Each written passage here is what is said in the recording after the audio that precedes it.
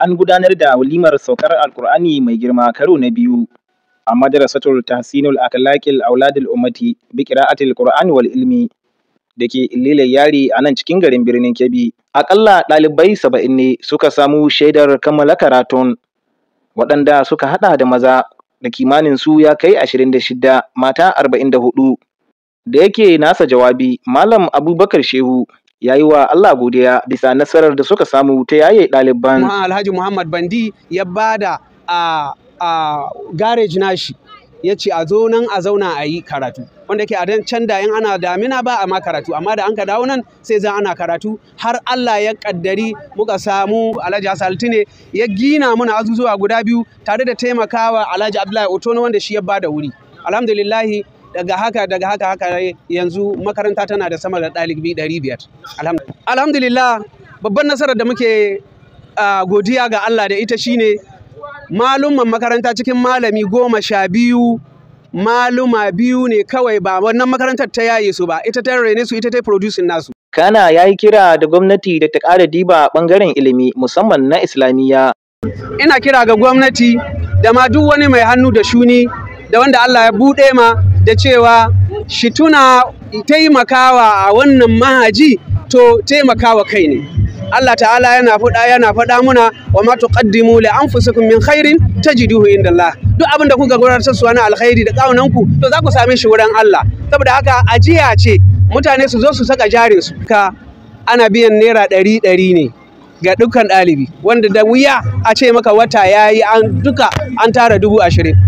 Gaban iyayen yara Alhaji Bandi Illilai Yari ya yi kira ga iyayen yara da su mai da hankali wurin biya ma 'ya'yansu kuɗin makaranta domin samun albarkar ilimin. Ya ku iyayen yara, ina mai ba ku shawara da mai tunar da ku cewa kuna da wani abu wanda kun kamanta ko kuka kiya a kan makaranta. Akasarin yaran ku da turo a makaranta, to muna da ƙorafi na wasu abubuwa da yawa wanda za mu biyan ku naira 100 cif a wata, amma wallahi naira 100 da aka cewa ku basuwa daga cikin kashi 3 da ta aka biyan ne.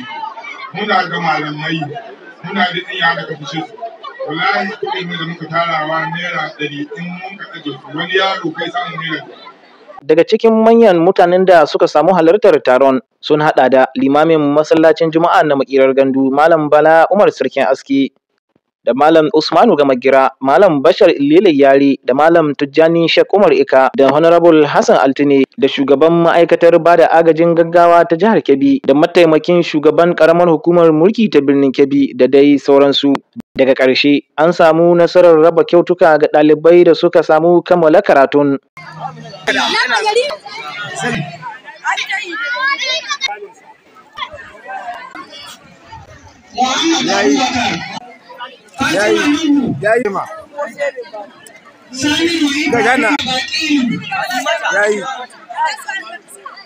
يا أيها الذين آمنوا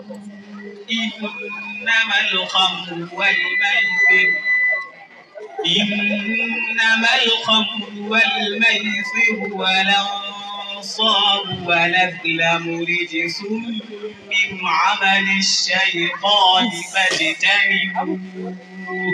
Daga birnin Kebbi, Nasir Usman, Mai Huke TV.